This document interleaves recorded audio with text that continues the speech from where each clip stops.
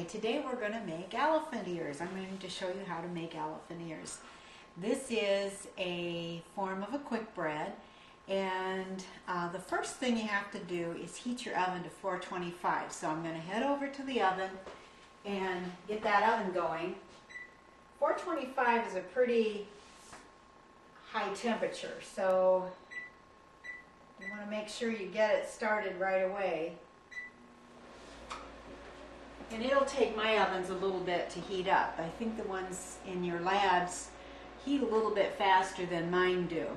A quick bread is different from a yeast bread. If you're going to eat yeast breads, they use yeast, and that's why they're called yeast breads. But a quick bread is a very fast type of bread that you can make, like banana bread, pancakes, biscuits. Those are all types of quick breads. And they use a different leavening agent, which is usually baking powder. Instead of yeast, we use baking powder. Now, when you make cookies, some of you use baking powder in them, some of you use baking soda. They have two different purposes and two different types of chemicals, basically, in them. So, to start out with, you're going to grease the cookie sheet. And whoever's cooked, this will be your job to get this done right away, because you want to start out with everything ready to go. And remember, I use wax paper to grease. I hate getting grease on my fingers, so grease it really good, because you don't want it to stick to the pan at all.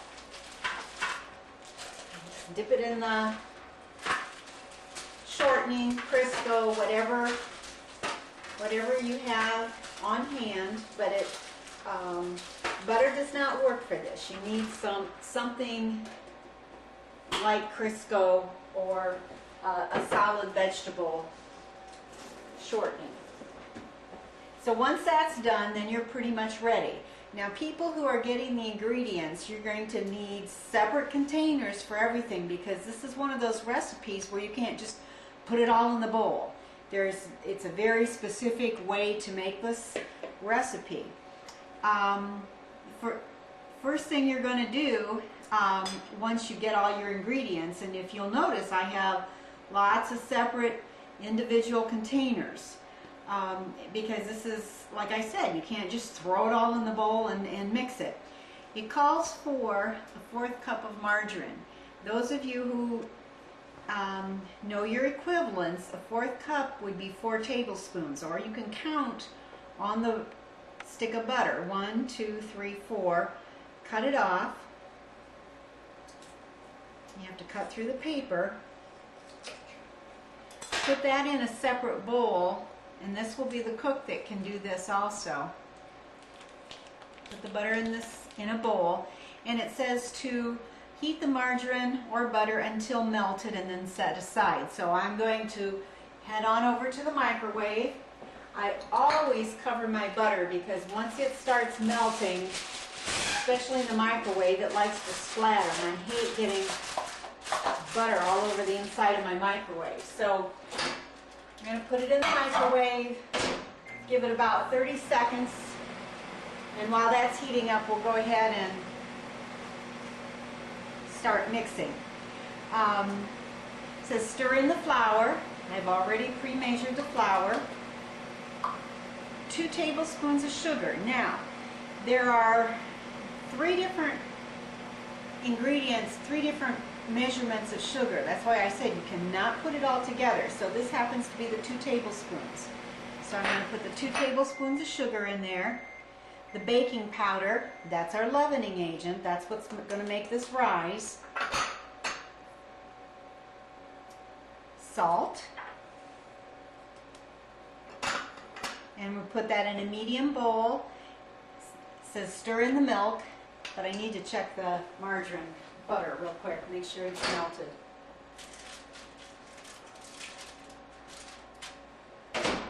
Not quite, so I'll give it another 30 seconds. And now I'm going to stir in the milk. And remember, when you measure milk, you need to use a liquid measuring cup for milk. The flour was in a dry measuring cup. The milk is liquid, so it needs to be in a liquid measuring cup. And those of you in our labs, you have to get down at eye level to make sure it's the third cup.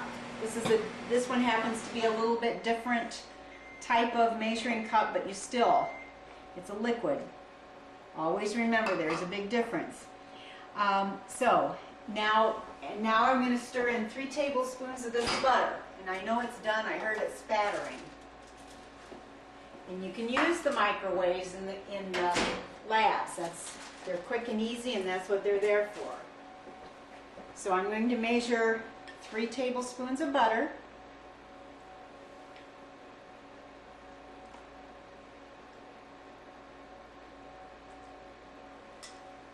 Set that aside.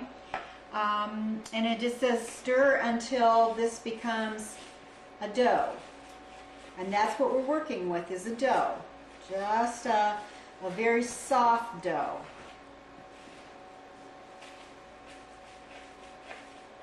And it's going to clean the bowl pretty good like that.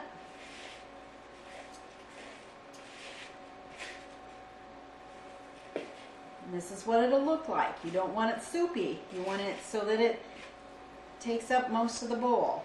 All the ingredients, the extra flour and stuff on the sides of the bowl. And then the directions say to sprinkle a surface lightly with flour, and you're going to turn the dough onto the surface. You're going to knead it about 10 times. Now this is not like kneading bread when you make bread. So I'm going to take the recipe with me over to the other side. And I have my flour in a separate bowl, and I did wash off my counter before I started this, because you don't want, who knows what's been on your counters. Not a lot of flour. You don't want to get too much flour worked into this. We can add a little more later, but if you get too much, then it's going to get real dry and tough. The more flour you have in it, the tougher it'll be. And I think some of you found that out with your cookies if you re-rolled them too often. And I do have my sink full of water, soapy water, so it's ready to go for dishes. So and that's what the washer should be doing, is keeping things cleaned up. So when you knead bread, or this dough, you're going to fold it to you and just gently push it away with the palm of your hand. Fold it over, you turn it, and push away. You need a little more flour under there. And you turn it a quarter turn, fold it in half, and push it away. It's not a real hard type knead, it's just a gentle. Turn it, fold and push. Turn, fold, push away. It's kind of like a rocking motion. Okay, and that's about as much as you want to knead. Now it says you can roll this out with a rolling pin, or you can pat it down with your hand, and I personally like to pat this down with my hand. One thing I did want to say about these elephant ears is this is not like the ones at the fair where they're big and they're fried. This is a doughy form. It's almost like a cinnamon roll is what you're making, but it's a yeast bread, or not a yeast bread. Cinnamon rolls are usually yeast breads. So you want to pat this out so that it's about 9 inches by 5 inches. You just keep patting and forming, and you can control how thick you're making it or how thin and the size. And if you notice, I'm keeping it nice and even with my hand. I pat and keep my hand so that it forms a nice rectangle. A little bit wider.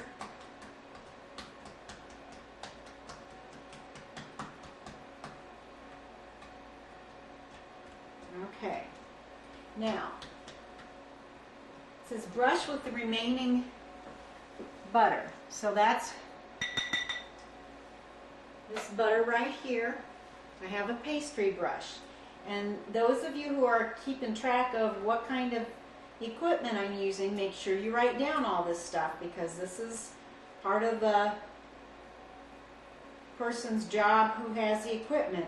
So use the rest of the butter and you just gently spread this. Kind of stay away from the very edges because we're going to have to roll this up and pinch them shut. And if you have too much butter right at the edges, they won't pinch shut. Okay, now, next step. It says sprinkle with the remaining sugar, that's the 3 tablespoons, and the cinnamon. So I'm going to mix the sugar and cinnamon together. It makes it a little bit easier and it gets it more evenly distributed.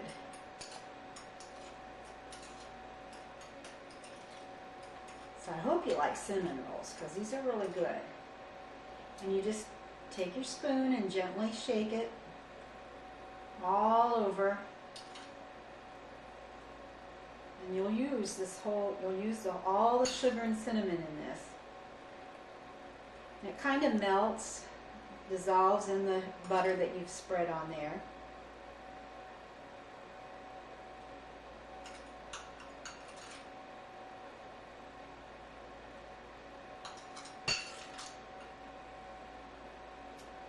And sometimes it'll ooze out the edges, but that's okay too.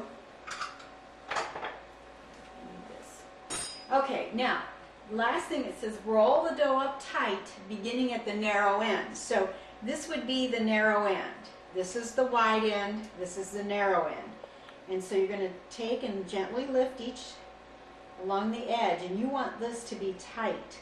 So don't have a loose roll. You're going to roll and roll.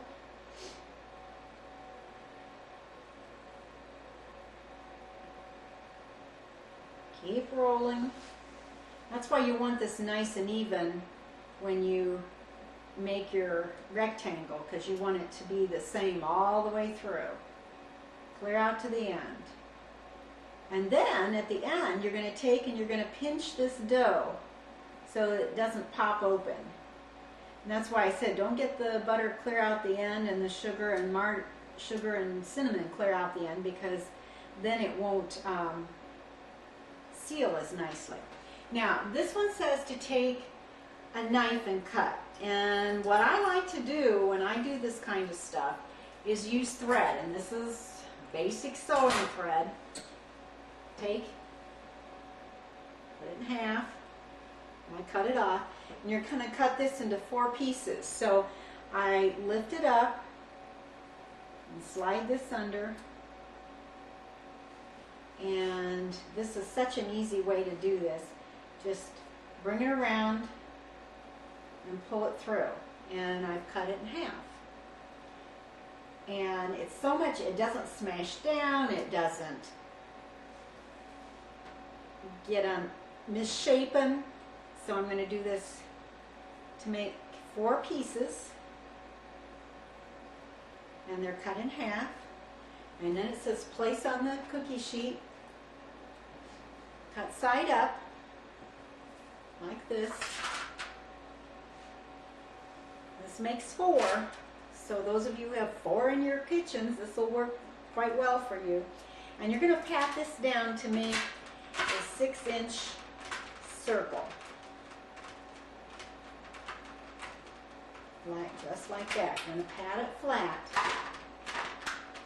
So you see why I said you can't just throw everything together in this recipe, because there's a lot of steps. It's not hard, but there's a lot of steps. It's different than throwing things together for cookies. So we pat this down.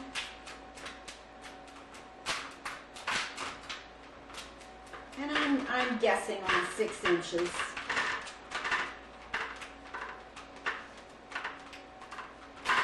Nice and flat. And then you'll take your spoon, this is just extra sugar, and you're going to sprinkle the top with sugar.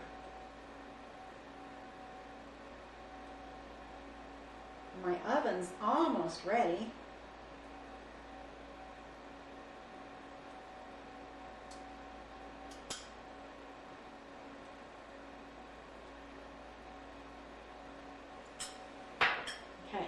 So these will go in the oven, and you're going to bake these for 8 to 10 minutes, and they should be nice and golden brown. You don't want to over bake them, and you certainly don't want to under bake them.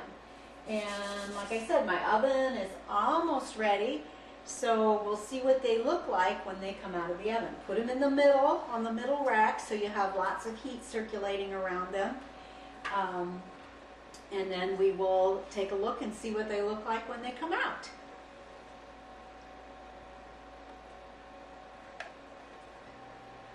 Okay, the timer's going off, so let's check on them. And they're starting to get golden brown around the edges. So I think they're done. Now I did bake these for 10 minutes. I tried them on 8 and then added 2 minutes. The next step to this is to remove them and put them on a wire rack. And this is how they're supposed to look. They've risen a little bit, not a lot, but just a little bit. And they're nice and cinnamony, and they look just like cinnamon rolls. So I'm sure you will enjoy them.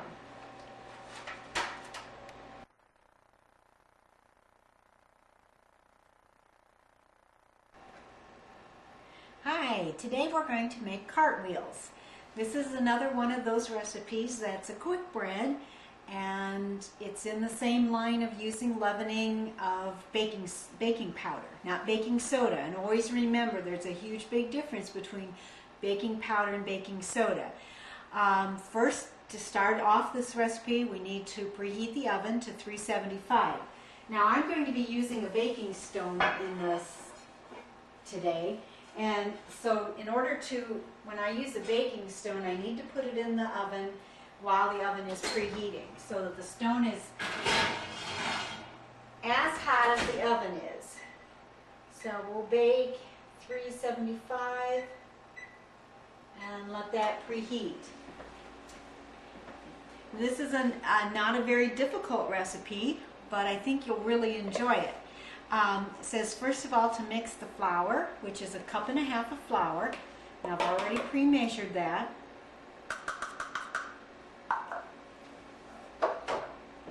And cooks, you're going to have to, or I guess ingredient people, check and make sure how many ingredient dishes you need. You need to add the powdered sugar. Powdered sugar is the real fine sugar, confectioner's sugar. And baking powder. And it says just enough milk until it forms a ball. And I did forget my wooden spoon, so I'm going to go over here and get my wooden spoon. And so I want to mix this up just a little bit, and then I'm going to add the milk. I've already pre-measured, it's 2 tablespoons. So I'm not going to put the whole amount in. I want to stir this just to see what.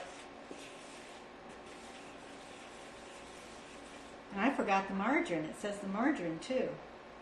See, even reading recipes you can forget. So that's why I always check. I read and reread and go through the recipe to make sure that I have added everything, because we don't want to forget anything like the margarine or the flour, because things happen when you forget some ingredients. So I'm just going to stir this a little bit. Now the margarine butter has been sitting out, so it's softer. It's not melted. It's not like the elephant ears that you made where you had to melt the margarine. So this is going to take a little stirring. And when you stir, you move in a circular motion.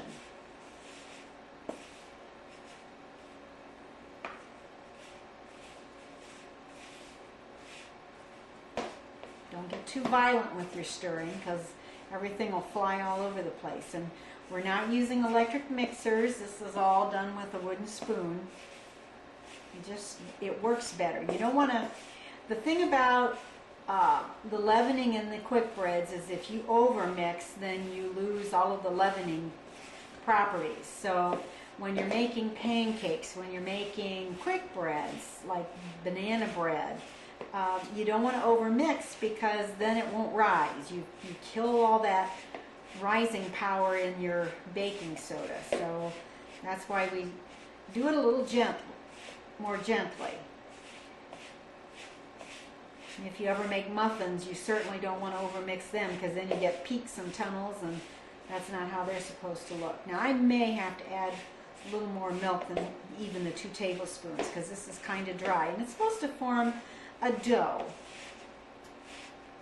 It's not a batter, not like cookie batter, but it has to come together to form a nice dough ball.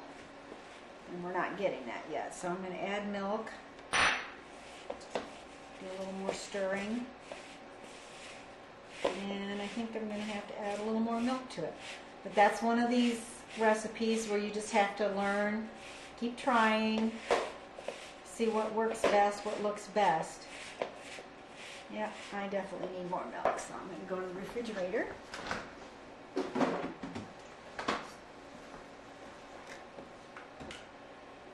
I'll pour it into this dish so I can add it little by little.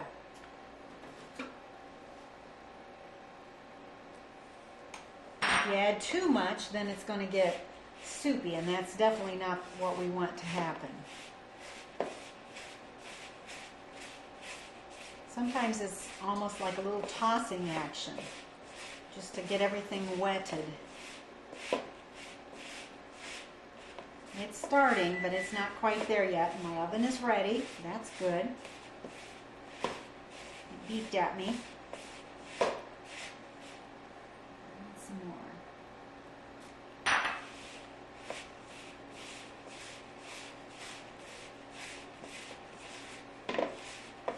Getting there now.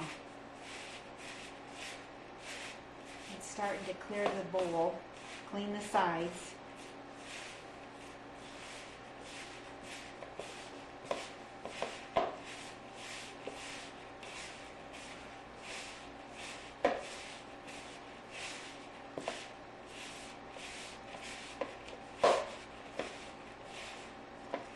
See, I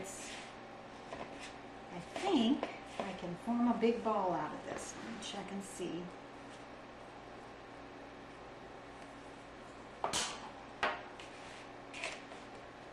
Yeah. I'm going to take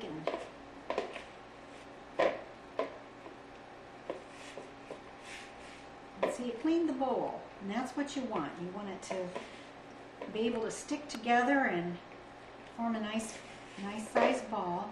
Then it says to divide this into 6 pieces, so I'm going to divide it in half and then do 3s. And you're going to make three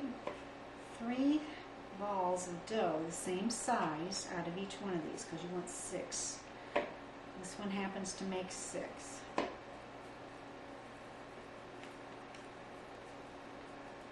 There's your ball. And if one seems a little bigger than the other, you can rob from one and add to the other one. Don't work them too much. Just so you can form a ball.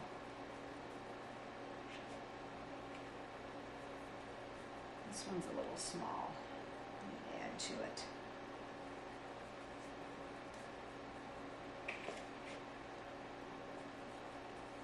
And see, if I had added too much milk, it would have been real sticky, and then I'd have to add more flour. So you have to be real careful when you start adding extra liquid. You want to do just a little bit at a time. So there's the 6 balls. Let me move this stuff out of the way. This is where the dishwasher comes in handy. Wash all those dishes. And I'm going to get my stone out of the oven. You never want to place this on the countertop because that's a good way to burn your countertop. I'll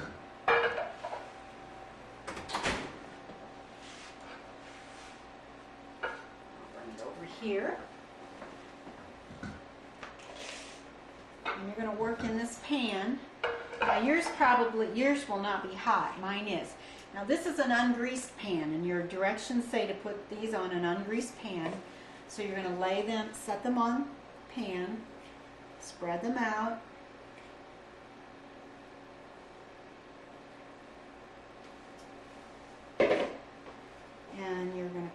down and make a well in the middle. And this well is where you're going to put your pie filling. Now you can put jam or jelly, but what I bought for you, whatever you want, but I have some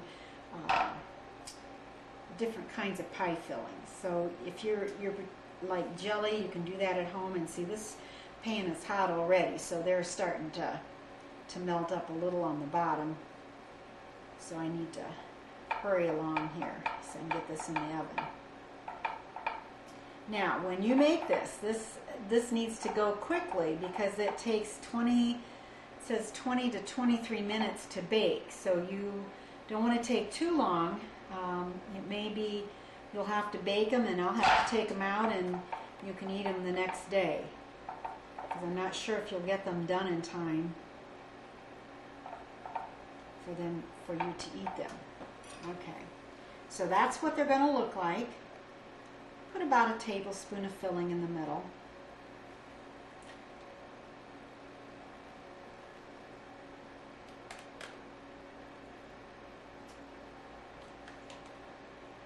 This happens to be cherry pie filling. They're like little pies is what they're like, but it's the powdered sugar makes them sweeter.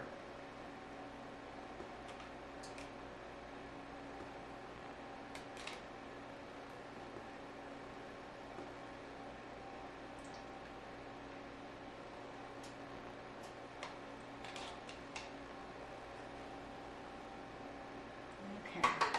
All right, now ready to get in the oven. That's what they're going to look like before they bake. They'll rise just a little bit. They won't rise a lot because this is the leavening is not the same as yeast bread. I'm going to set the timer for 20 minutes and check it, and we'll see how they turn out.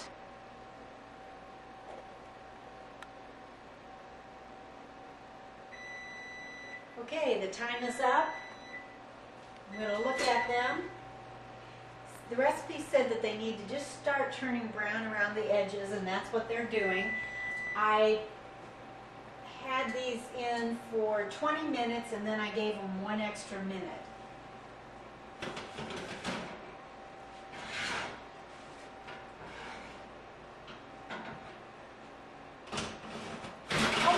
Remember to open the oven door completely because you don't want it to pop back up and hit your arm when you're reaching into the oven. That's kind of a safety precaution. When you're baking with stoneware,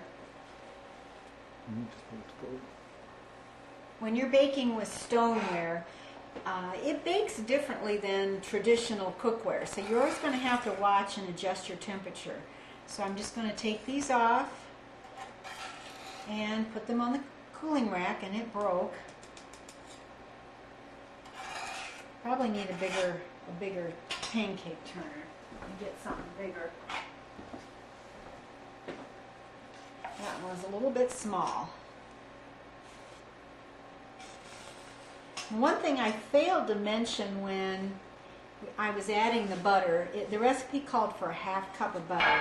That is 1 stick of butter, 1 stick of butter, 1 stick of margarine. So you don't have to measure that one. 1 stick is 8 tablespoons, and that's just an equivalent you need to learn, memorize. You need to know that. So these are the Kart Wheels. And no, you're not turning cartwheels in here, but you may because you like these so much. But they turned out very pretty.